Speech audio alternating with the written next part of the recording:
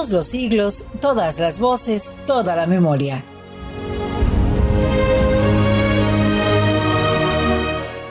México se hace y se rehace sobre las mareas del tiempo. Es un país inagotable, inabarcable, un auténtico volcán de vida, desengaño y esperanza.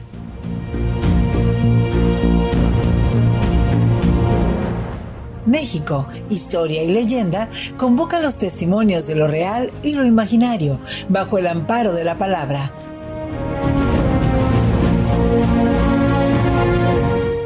Acércate, siéntate entre nosotros y presta atención. Aquí vamos a contártelo todo.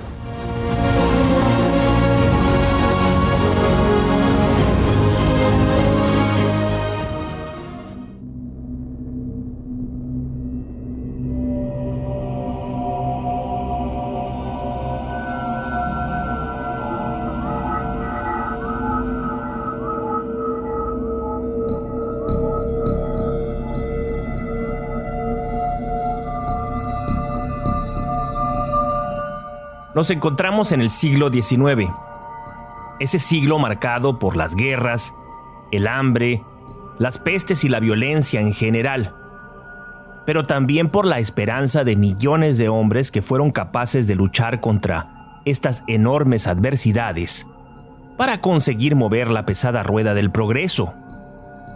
Es gracias a ellos que nosotros ahora, en el siglo XXI, gozamos de un sinfín de ventajas tecnológicas que en aquellos ya remotos años hubieran sido prácticamente indistinguibles de la magia o la brujería.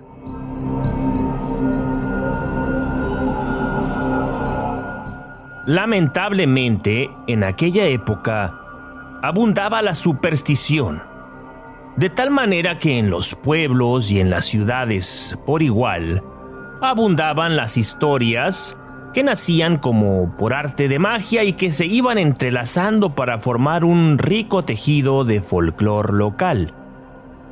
Es muy probable que la fecundidad narrativa de esa gente fuera ocasionada por una causa tan sencilla como comprensible: el aburrimiento. Es que debemos entender que aquel mundo se despertaba y se iba a la cama con el sol, apegados todos a los ciclos naturales de la vida. Además de trabajar como animales de carga, poco más podían hacer aquellas personas. Por eso es por lo que el arte de la sabrosa plática, como lo denominara don Miguel de Cervantes, era ampliamente dominado y difundido.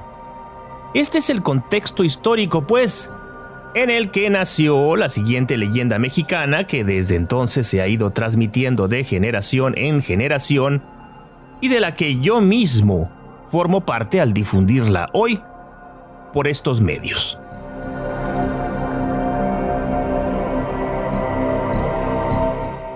Es el año de 1880 y el lugar no es otro que la ciudad de Guadalajara, en el occidente mexicano. La hoy gran urbe nada tiene que ver con aquel poblacho que fue por aquellos años. La gente del lugar se ocupaba en labores propias del campo y en los pocos oficios fabriles que proveía la naciente industria. Entonces fue que sucedió algo inesperado. De la noche a la mañana comenzaron a aparecer cuerpos muertos, tirados a la mitad de la calle sin que nadie supiera la causa de su muerte. Eran animales, principalmente perros y cerdos. Había algo común en todos ellos que hasta el menos perspicaz hubiera detectado de inmediato. Ninguno de los cadáveres contaba con una gota de sangre en el cuerpo. Parecía como si los hubieran secado completamente sin haberles hecho incisión alguna. Aquello no dejó de ser una simple curiosidad que animó las conversaciones de la gente por las tardes. Pero poco más. Se especuló que probablemente se pudiera tratar de alguna enfermedad contagiosa y por ese motivo los empleados de la limpieza, embosados con un paño para evitar respirar aquellos aires pútridos, se abocaban rápidamente a retirar aquellos animales para ser subidos al carretón de la basura y posteriormente ser incinerados a las afueras de la ciudad. De pronto sucedió algo que lo cambió todo. Un día, muy de madrugada, un viandante descubrió en una esquina un cuerpo muerto. Pero esta vez no era un animal, sino un cristiano. El asunto era ahora mucho más serio. Después de darle cristiana sepultura al desdichado, los hombres del lugar y las autoridades conferenciaron largamente. El cadáver estaba también sin una gota de sangre, así que concluyeron, como era lógico, repito, según las ideas de la época, que se trataba de un vampiro, al que, como también resultaba lógico, era preciso perseguir y capturar lo más pronto posible. Tomaron la decisión de organizar grupos de 3 hombres que tomarían turnos para vigilar las calles durante la noche.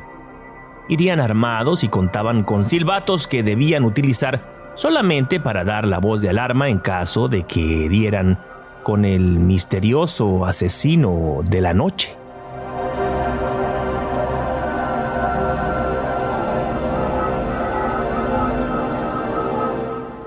Las mujeres del lugar acordaron con el señor arzobispo, aposentado en la catedral, rezar cada día el Santo Rosario a las 5 en punto de la tarde e invocar siempre la intercesión de San Humberto. Pasaron meses y no había noticias del vampiro. Ciertamente las muertes habían disminuido enormemente por la vigilancia de aquellos hombres. Los pocos cadáveres que habían aparecido fueron de animales y los encontraron a las afueras de la ciudad.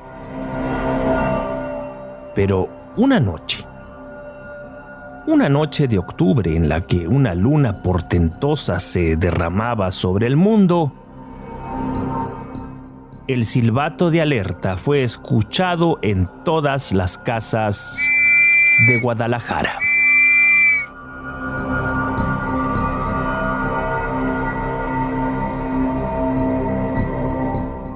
Alumbrándose con quinqués, velas y hasta antorchas, aquella gente salió a la calle para ver con sus propios ojos al causante de todo aquel mal.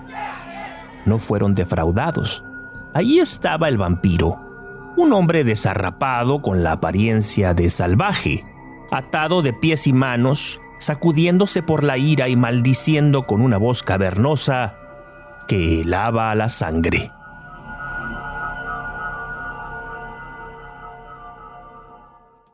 Nadie supo quién era aquel, de dónde había venido y por qué tenía aquella insaciable sed de sangre. Se resistió a decir nada y apenas comió todo el tiempo que lo mantuvieron detenido en un calabozo.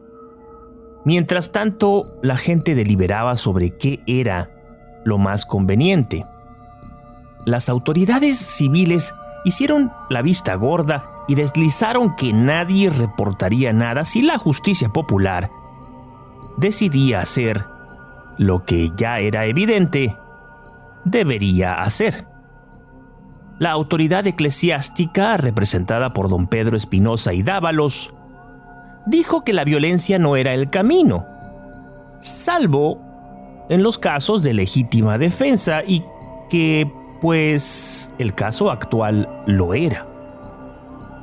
Se decidió colgar al supuesto vampiro. Sería una ejecución rápida al día siguiente y después se cremaría el cadáver para que no quedara rastro alguno de aquel monstruo de los montes. Entonces fue que una mujer se acercó hasta aquellos hombres. Se llamaba Martina y no era vista con muy buenos ojos, pues se decía que era bruja, cuando en realidad era la simple depositaria de un saber herbolario ancestral. Tenía un mensaje importante. No lo cuelguen, porque no van a poder matarlo, les dijo. Luego añadió, lo que deben hacer es hacer una estaca de canichín y clavársela en el mero corazón. Así deben enterrarlo. Luego, cuando ya le vayan a echar la tierra encima, Agarran un canto y se lo meten en la boca, como si lo estuviera apretando con los dientes. Según aquella mujer, esa sería la única manera de deshacerse de aquel bebedor de sangre humana.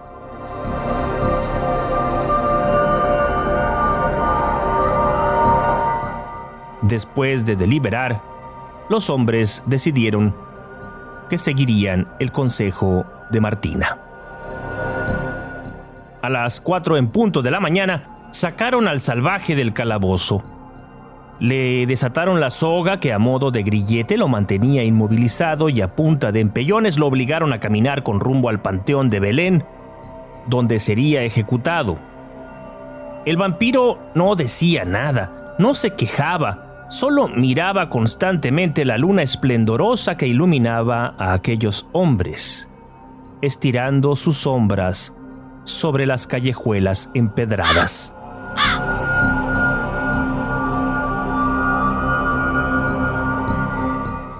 Cuando llegaron al panteón, uno de aquellos hombres se fue hasta un camichín que ahí mismo se encontraba.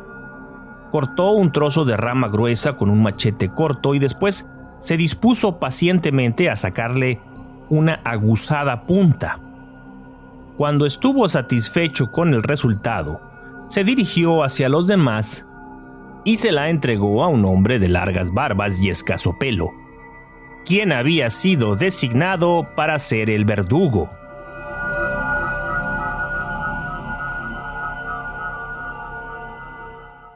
Acostaron al desarrapado sobre una tumba del lugar y 4 hombres lo estiraban de las 4 extremidades. El ejecutor se aproximó y le descubrió el pecho arrancándole la camisa harapienta que portaba el ejecutado. Después oró brevemente, se persignó y colocó la punta de la estaca en un círculo dibujado sobre el pecho del supuesto vampiro. La noche anterior, Martina se los había indicado y para que no se confundieran, le había pintado ella misma con un poco de yodo aquella diana fatal. Colocó pues la punta de la gruesa estaca en el centro de aquella circunferencia, tomó un pesado mazo de madera que había llevado para tales fines y lo elevó tan alto como pudo. Y esto sería lo último que vería aquel hombre sacrificado, el martillo elevado eclipsando el círculo de una luna blanquísima que era también testigo de aquella barbarie. El ejecutado sonrió, cerró los ojos y apretó las muelas. El martillo cayó como un rayo sobre la estaca.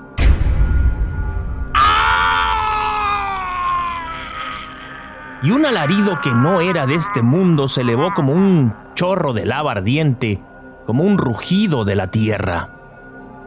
A lo lejos comenzaron a aullar algunos perros.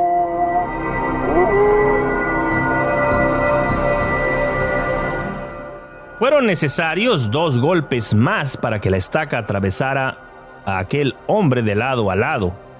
Sorprendentemente, su rostro no acusaba ninguna mueca de horror.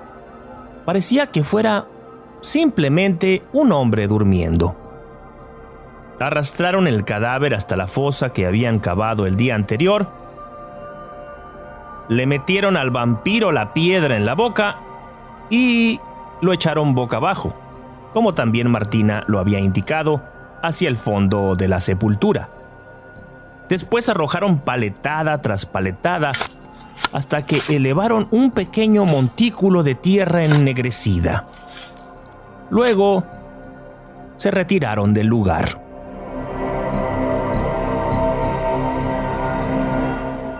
A los días siguientes, y una vez que la tierra se asentó, comenzaron la construcción de una tumba pesada, una sola losa cuadrangular que remataría la faena. Sería una tumba tosca, sin cruces y sin placa. Una sola plancha de mármol que pesaría ahí por toda la eternidad para asegurar que el inmortal no pudiera despertar de su hondo sueño.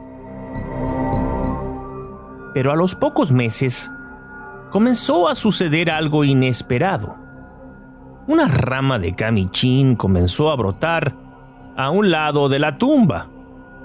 Al poco tiempo fue otra y luego otra más.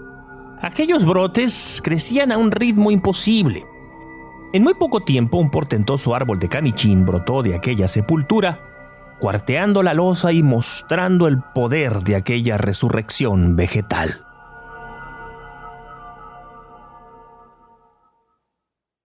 Los hombres decidieron cortar de inmediato aquel árbol, que era un callado recordatorio de todo lo sucedido. Sin embargo, Martina, la sabia Martina, se los impidió. Si lo cortan, el muerto va a volver a la vida, les dijo. Así que todos renunciaron a semejante plan y aceptaron que no había más remedio que tener que observar aquel árbol maligno que permanecería hasta el día de hoy en el Panteón de Belén. Usted mismo puede ir al lugar y verlo con sus propios ojos, si le place.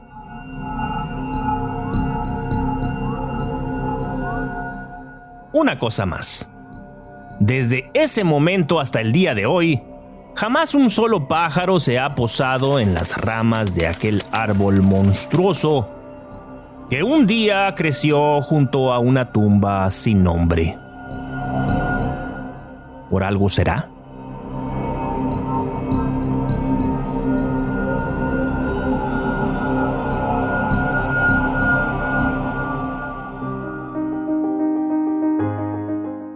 Esto fue México, Historia y Leyenda. Escrito, narrado y editado por Alex Ramírez Arballo. Locución de Alicia Terán Orduño.